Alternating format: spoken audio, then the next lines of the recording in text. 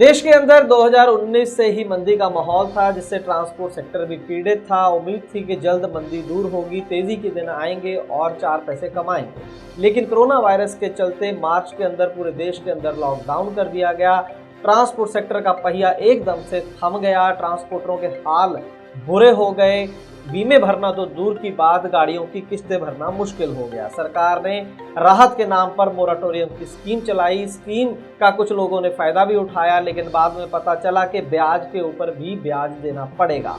जिन्होंने मोराटोरियम लिया वो भी फंस गए, जिन्होंने मोराटोरियम नहीं लिया वो भी फंस गए, क्योंकि जो प्राइवेट फाइनेंस कंपनियां थी उन्होंने गाड़ियां पकड़ने की स्पीड पहले से भी ज्यादा तेज कर दी। पहले जब 3-3 किस्तें टूटने के बाद गाड़ियां पकड़ी जाती थी, अब एक किस्त के ऊपर पकड़ी जाती हैं, या फिर हिसाब भी नहीं दिया जाता कि भाई तुम्हारी गाड़ी क्यों पकड़ रहे हैं। रिजर्व बैंक ऑफ इंडिया और हमारा जो वित्त मंत्रालय है वो इस मुद्दे के ऊपर मौन है, बात ही नहीं करते कि इतनी खुली छूट आखिरकार इन फाइनेंस कंपनियों को, इन बैंक्स को क्यों दे रखी है। हाल ही में हमने देखा कि एक यूपी के अंदर पूरी की पूरी बस को ही यात्रियों समेत भगा कर ले गए थे एक फाइनेंस कंपनी के रिकवरी एजेंट कहिए या गुंडे कहिए, ज्यादा फर्क नहीं है। इसके अलावा मारपीट की सैकड़ों घटनाएं हर रोज सड़कों के ऊपर होती हैं। लोगों को जलील करके, गाड़ी मालिक को, गाड़ी चालक को जलील करके उनकी गाड़ियां छीनी जाती हैं। इस बात का भी ध्यान नहीं रखा जाता कि गाड़ी के अंदर कोई लोड है या गाड़ी खाली है, ड्राइवर की क्या हालात हैं, क्या वो जानबूझकर किस्तें नहीं भरना चाहता या फिर उसके पास काम ही नहीं है, वो किस्तें कहां से भरे, इससे उनको कोई मतलब नहीं। इसी को लेकर एक और आज ग्राउंड रिपोर्ट हम आपको दिखाने जा रहे हैं, जिसके अंदर एक और फाइनेंस कंपनी ने जोर जबरदस्ती की है गाड़ी मालिक के साथ और लाखों रुपए का नुकसान इस गाड़ी मालिक का कर दिया है। आइए देखते हैं खास ग्राउंड रिपोर्ट एक छोटे से कमर्शियल के बाद। दोस्तों, एक भी बीमा क्लेम आज तक हमारा रिजेक्ट नहीं हुआ है। 100% क्लेम सेटलमेंट का रिकॉर्ड है हमारा। इसीलिए मैं कहता हूं कि गाड़ी का बीमा सिर्फ और सिर्फ ट्रांसपोर्ट मॉल से 90-831 पर अभी अपनी गाड़ियों के नंबर व्हाट्सएप करें। ट्रांसपोर्ट टीवी पर आपका स्वागत है। मैं हूं मनिंदर सिंह और आप देख रहे हैं ग्राउंड रिपोर्ट। दिल्ली नंबर की 2 गाड़ियां हैं। ये दोनों गाड़ियां Tyson retail India private limited की गाड़ियां थी। इनसे ये गाड़ियां खरीद ली जनवरी 2020 में गौतम ने, जो कि पवन हंस ट्रांसपोर्ट के मालिक। गाड़ियां इनके नाम पर ट्रांसफर नहीं हुई थी, लेकिन ये तय हुआ कि जो बाकी किस्तें हैं, EMI है, वो अब गौतम भरेंगे, जिन्होंने ये गाड़ियां खरीदी हैं। दोनों गाड़ियों की 28 किस्तें जो है वो पेंडिंग थी। 37,000 रुपए की एक किस्त थी एक गाड़ी की। जैसे ही इन्होंने ये गाड़ियां खरीदी उसी समय 1,97,000 रुपये इन्होंने फाइनेंस कंपनी के अंदर जमा करवाया। इस केस के अंदर दोनों गाड़ियां जो थी वो सुंदरम फाइनेंस कंपनी के द्वारा फाइनेंस थी। और उसके बाद इनकी बुरी किस्मत ये थी कि जैसी गाड़ियां खरीदी और उसके बाद लॉकडाउन हो गया, किस्तें नहीं भर पाए। लेकिन जैसे ही थोड़ा माहौल सुधरा, गाड़ियां चली, तो अगस्त के अंदर इन्होंने 5,40,000 रुपये और दोनों गाड़ियों का जमा करवा दिया सुंदरम फाइनेंस को। कुल मिलाकर 7,37,000 के करीब पैसा ये इन्होंने जमा करा दिया बावजूद लॉकडाउन के। तो एक बात तो सही है कि जानबूझकर कोई भी इन्होंने डिफॉल्ट नहीं किया था, ना ही इनका कोई ऐसी इंटेंशन थी। 7.5 लाख रुपए के करीब उन्होंने इन गाड़ियों का भरा।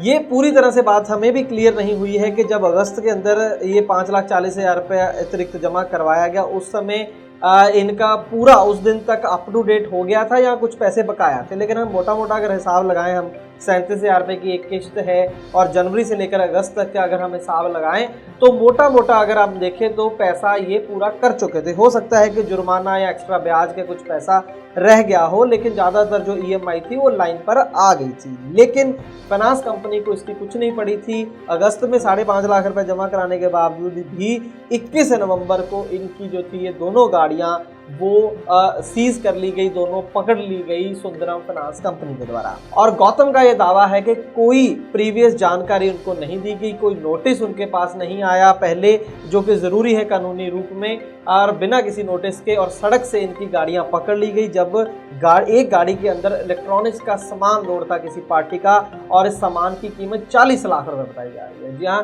गाड़ी बिना नोटिस के पकड़ी, गौतम का इल्जाम है, और ऊपर से गाड़ी के अंदर 40 लाख रुपए का लोड था, जो कि उनको चाहिए था। पहली बात तो गाड़ी पकड़ने का तरीका ही गलत है, और अगर गाड़ी पकड़नी भी थी तो वहीं पर खाली गाड़ी मंगाते, गौतम को बोलते और माल जो था जो भी था 40 लाख का हो या 40,000 का हो, उसको अनलोड करते और फिर गाड़ी लेकर जाते। लेकिन नहीं, गुंडागर्दी है, कोई रोकने टोकने वाला नहीं है, कोई ऊपर बैठा नहीं है जो इनको डांट फटकार लगा सके। तो जैसा चाहे, जैसा दिल चाहे उस तरीके से ये काम कर सकते हैं, और वैसे ही इस केस में भी किया। अब गौतम परेशानी में ये थे, पहले गाड़ियां छुड़वाएं या फिर उस लोड की फिक्र करें जो 40 लाख का इनकी गाड़ी के अंदर था, और अब वो गाड़ी जो है वो सुंदरम फाइनेंस के यार्ड में खड़ी है। ऊपर से आप समझ सकते हैं कि जिस व्यापारी का 40 लाख रुपए का सामान है उसका कितना प्रेशर उस समय गौतम पर होगा। और गौतम का ये कहना था कि बड़ी मुश्किल से ऐसे क्लाइंट मिलते हैं, मेरे रेगुलर क्लाइंट थे, ऐसा नहीं है कि पहली बार लोड मिला था, रेगुलर उनका काम करते थे। और ऐसा क्लाइंट अगर एक बार ऐसी काम हो जाए उसके साथ तो दोबारा आप भी जानते हैं कि लोड वहां से मिलेगा नहीं। तो प्रेशर गौतम के ऊपर इतना हो गया। उसके बाद लगातार पढ़े लिखे हैं गौतम, तो कई ईमेल्स वगैरह कंपनी को लिखी, तो कंपनी का जवाब पहले ये था कि आप तो मालिक ही नहीं हो गाड़ी के, हमने तो फाइनेंस टाइसन रिटेल को दिया है, आप कौन हो। तो ये पंगा रहा। उसके बाद टाइसन के लेटर पैड से भी बहुत सारे इनको पत्र लिखे गए, लेकिन उसके बावजूद भी बहुत ही गैर पेशेवराना इनका रवैया था इस कंपनी का। कई लेटर्स हमें भेजे हैं गौतम ने। पहला इल्ज़ाम तो जो गौतम ने लगाया कंपनी के ऊपर वो ये है कि आप ये जो पत्र देख रहे हैं ये पुलिस स्टेशन सेक्टर 9 द्वारका के SHO को लिखा गया। उसके अंदर उन्होंने कहा कि 21 तारीख को मेरी गाड़ी पकड़ ली जाती है और मुझे इंटीमेशन देती है कंपनी 23 तारीख को। इसके बाद वो हवाला देते हैं सुप्रीम कोर्ट की जजमेंट का, जहां पर बिना नोटिस गाड़ी पकड़ना गैर कानूनी बताया गया, उसका रेफरेंस उन्होंने दिया ये जो पुलिस कंप्लेंट की। और एक कोई mister M Balaji senior manager हैं कंपनी के अंदर, उनका भी जिक्र किया कि वो ये पूरा ये जो गैर कानूनी कांड हुआ है उसके लिए जिम्मेवार है, इसका भी जिक्र किया। और ये जो पुलिस कंप्लेंट हुई है टाइसन रिटेल जिन्होंने पहले गाड़ी इनको बेची है उनके नाम से बाकायदा ये जो कंप्लेंट है वो पुलिस को दी गई।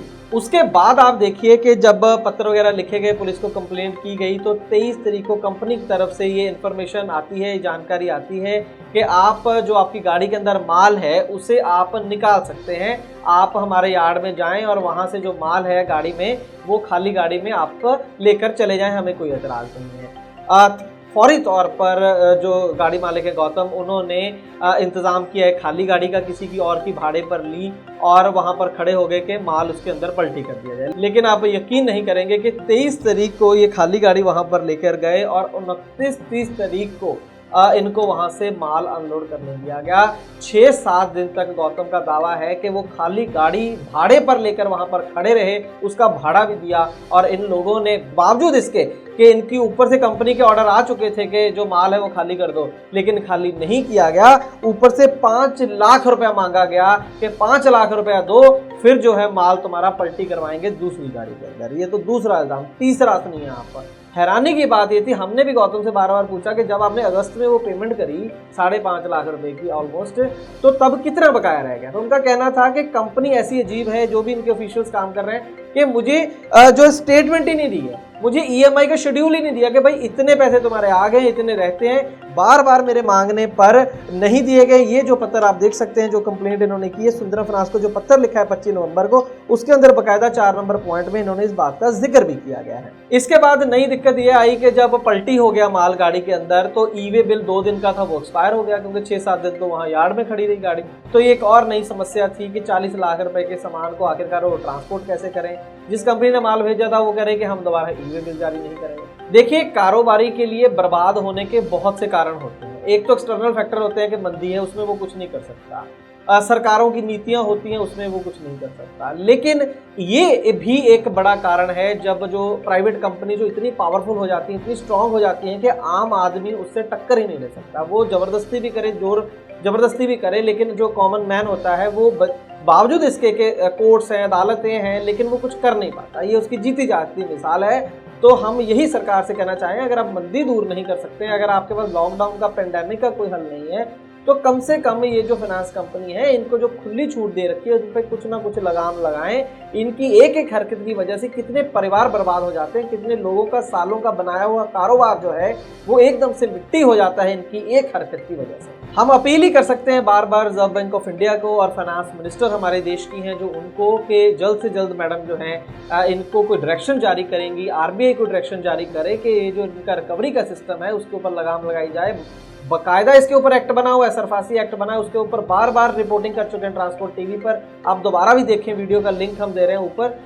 इस एक्ट के अंदर पूरा डिफाइन किया गया है कि किस तरीके से गाड़ियां जो हैं वो पकड़ी जानी चाहिए, लेकिन कोई भी कंपनी जो है वो सीरियसली नहीं लेती है इस एक्ट को और अपनी मर्जी के हिसाब से गुंडों को हायर किया जाता है, रिकवरी एजेंट उनको नाम दिया जाता है और सड़कों से गाड़ियों को उठाने का काम बदस्तूर जारी है और कोई रिलैक्सेशन देने की बजाय जैसे मैंने कहा कि पहले से तेज कर दिया गया है। अगर आप मेरी बातों से सहमत हैं तो कमेंट सेक्शन में ज़रूर बताइएगा और अगर आपको हमारा काम अच्छा लगता है तो अपने इस चैनल को यूट्यूब, फेसबुक और ट्विटर पर ज़रूर सपोर्ट करें। ट्रांसपोर्ट टीवी देखने के लिए बहुत बहुत शुक्रिया। दोस्तों, अगर आपकी गाड़ी का बीमा खत्म हो चुका है और नए बीमे के लिए इंस्पेक्शन की जरूरत है तो ट्रांसपोर्ट मॉल को संपर्क करें। खर्चा तो कम होगा ही, देश के किसी भी कोने में आपकी गाड़ी हो, हमारा सर्वेयर वहां पर पहुंच जाएगा। इसीलिए मैं कहता हूं कि गाड़ी का बीमा सिर्फ और सिर्फ ट्रांसपोर्ट मॉल के प्लेटफॉर्म से 90-831 90-831 पर अभी अपनी गाड़ियों के नंबर व्हाट्सएप करें।